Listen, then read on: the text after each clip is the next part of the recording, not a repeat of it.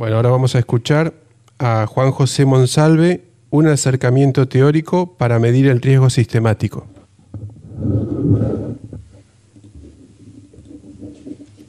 Hola, ¿qué tal?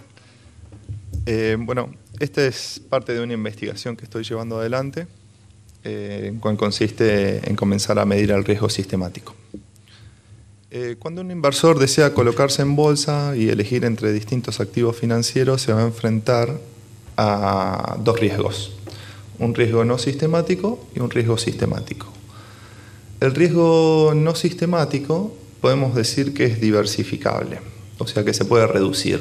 Sin embargo, el riesgo sistemático hasta este momento no se conoce mucho.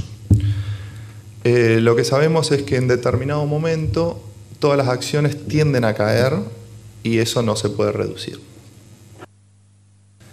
En el 2011, el gobernador de la Reserva Federal, en un simposio en Charlotte, Carolina del Norte, expresó acerca de la importancia de las instituciones financieras, que son sistemáticamente importantes porque cuando se producen crisis, afectan el sistema financiero y económico.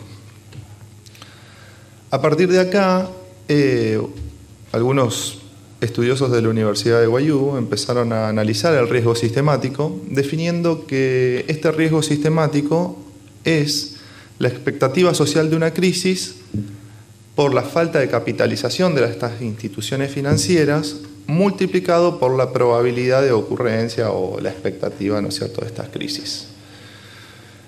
Cuando yo me pongo a analizar estas cuestiones, veo que, por ejemplo, en la crisis del 2008, sería muy difícil determinar cuál era la falta de capitalización de entidades como Fannie Mae, Freddie Mac, Bank of America, hasta el mismo Lehman Brothers. También, ¿cuál sería el impacto en la economía real? O sea, ¿cómo podemos medir eso previamente a que se suscite la crisis? Y, a su vez, ¿cuál es la probabilidad de ocurrencia de la crisis? Es un hecho que también me llama mucho la atención. Mi consideración es que el riesgo sistemático está más relacionado con la teoría austríaca del ciclo económico que con esta forma de medirlo. Bueno, ahora lo que voy a hacer es una breve presentación de lo que conocemos acerca del riesgo no sistemático o diversificable, para luego, de que sepamos cuál es el marco teórico, ver lo que se sabe acerca del riesgo sistemático y ver cómo podemos dar una propuesta de solución. Podemos decir que todo inversor desea obtener mayor rentabilidad o una menor rentabilidad, y esa mayor rentabilidad estar lo menos expuesto al riesgo. Entonces, a través de Portfolio Selection de Harry Markowitz, podemos decir que hay un conjunto, si podríamos limitar la cantidad de activos riesgosos que existen, lo cual podemos trazarlo ahí en el conjunto verde que se ve en la presentación, en donde cada uno de esos activos riesgosos tiene un determinado nivel de rendimiento y un riesgo. Como antes dije, todo inversor va a desear un determinado nivel de rentabilidad con el menor riesgo posible. Entonces, por ejemplo, el activo C y D tienen el mismo nivel de rendimiento, pero D tiene un riesgo mayor. Entonces, ningún inversor elegiría D, si puede elegir C. Ahora, si analizamos A y B, tienen el mismo nivel de riesgo, pero A es considerablemente más rentable que B. Entonces nadie va a elegir B. A través de esto podemos determinar que Markowitz fijó una frontera de portfolios o activos que vamos a decir todos los inversores vamos a elegir, que se encontraría entre C pasando por E hacia A. Entonces todos los que se encuentran dentro del área verde, nadie los va a elegir. Nosotros estamos midiendo acá, o él mejor dicho mide, el riesgo a través de la variancia, que es una medida estadística la cual analiza cuánto se desvía en promedio esa acción o ese activo financiero de su promedio y la rentabilidad a través de la media. Acá no incluimos todavía el activo libre de riesgo. Si consideramos el long-term rate o la tasa del Tesoro de Estados Unidos en 10 años, podemos considerar que ese es el activo libre de riesgo porque nunca ha defaulteado. Como no tiene riesgo, está trazado dentro del eje vertical, el cual con riesgo cero. A partir de ahí podemos empezar a trazar rectas y ver que dentro de ese conjunto de portafolios que digamos estaban dentro de esa barrera, que podemos ahora llamar JCE, desde el activo libre de riesgo, vemos que C tiene mayor rentabilidad y mismo riesgo que J, o al menos la curva que los traza.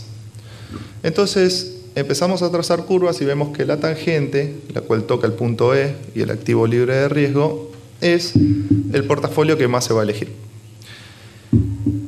Como Markowitz añade expectativas homogéneas, todos los inversores vamos a elegir entre una combinación, mejor dicho, expectativas homogéneas, todos vamos a tener la misma nivel estadístico. Entonces todos vamos a estar eligiendo entre un activo libre de riesgo y un activo riesgoso, que el activo riesgoso termina siendo el conjunto de, supongamos, todas las acciones.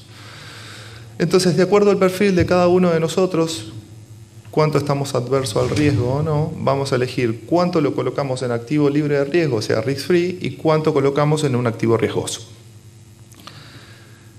Si continuamos, podemos ver que, bueno, la recta que se traza de la risk-free hasta el portafolio E se llama Security Market Line. La CML, la Capital Market Line, en vez de empezar a considerar la variancia como medida de riesgo, empieza a analizar la covariancia. Entonces, la diversificación lo que me permite a través de la covariancia es que por más que exista una alta variancia, lo que importa es cómo afecta al portafolio. Entonces, una alta variancia, pero con una covariancia negativa, puede reducir el riesgo de un portafolio. Entonces, lo que nosotros buscamos es, en un largo plazo, obtener siempre rendimientos.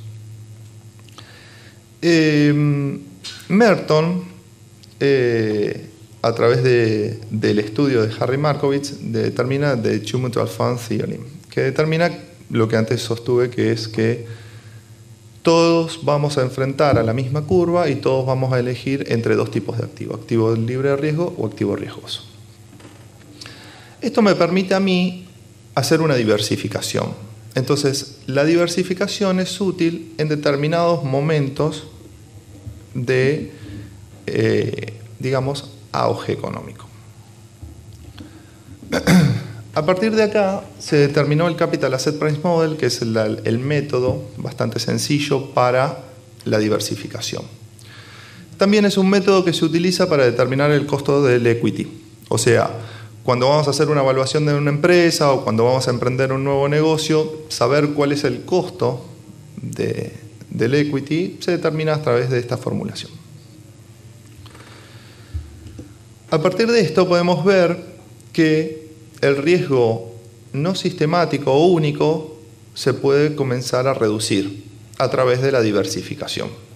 Pero esta diversificación no afecta en este riesgo de mercado o riesgo sistemático.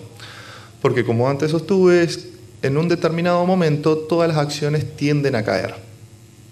En cambio, el riesgo no sistemático, algunas caen, otras suben. Entonces, a través de la covariancia yo puedo lograr que mi portafolio siempre crezca. Pero, lógicamente, cuando el riesgo sistemático se hace presente, el portafolio no va a crecer.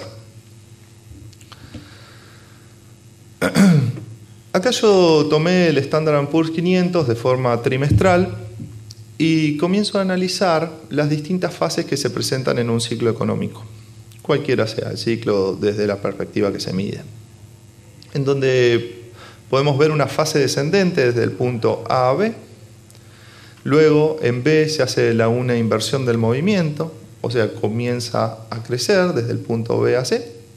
Lo mismo sucede en C, se hace una inversión del movimiento y comienza a caer hasta D. De lo mismo hasta E, crecimiento. Ahora, en estas distintas fases que se presentan, podemos ver distintos riesgos que se presentan. Por ejemplo, el momento A a B se hace presente el riesgo sistemático. Ahí la diversificación no nos sirve. No nos sirve porque todas las acciones tienden a caer. En cambio, desde el momento B a C se hace presente el riesgo no sistemático, porque algunas empresas caen, otras empresas suben. Entonces, a través de la diversificación yo puedo reducir el riesgo que yo asumiría en colocarme en una sola empresa y que ésta caiga. Lo mismo pasa de C a D, donde se hace presente el riesgo sistemático, y el riesgo no sistemático se hace presente en el D a E. Entonces, ¿cómo podemos hacer para comenzar a medir el riesgo sistemático? En la economía existe una tasa natural de interés que fue definida por Knut Wicksell, el cual la economía crece. Sin embargo, a través de una manipulación de la tasa de interés por parte de la Fed, digamos, disminuye la tasa, la short-term rate, supone o los emprendedores ven que hay un corrimiento de la curva de oferta hacia la derecha. Entonces, en la frontera de posibilidades de producción, dejamos de consumir para invertir más. Esto hace que en un triángulo hayekiano de producción se amplíe las primeras etapas del proceso productivo. Entonces, de esta manera, destinamos más capital a las primeras etapas. Esto es lo que acabo de explicar, es parte de la demanda derivada y el descuento temporal. Peter Lewis y Nicolás Kachanowski, a través de un análisis de la duration, hicieron un estudio de del Dow Jones con las 30 empresas y lograron ver que las empresas que tienen una high duration son más sensibles a una modificación en la tasa de interés cuando la short-term rate está por debajo de la tasa natural. Esto produce una inconsistencia temporal donde sobrecapitaliza determinados sectores. Y esto, para mí, es el riesgo sistemático.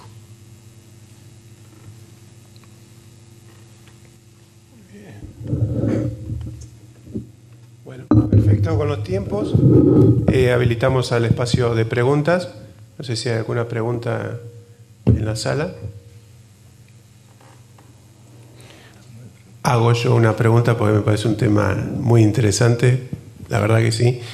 Una de las cosas, vos te dedicás a esto, una de las cosas que recientemente vi que hizo el doctor Skousen es vincular, pedirle a los alumnos que relacionen, traten de identificar en qué sector se encontraban las empresas dentro de una etapa productiva y medirles el beta, es decir, tratar de identificar cuál sería la sensibilidad que tiene o la diferencia con respecto al mercado, según si estaba más cercano o más alejado. Lo que encontró, que hay una correlación.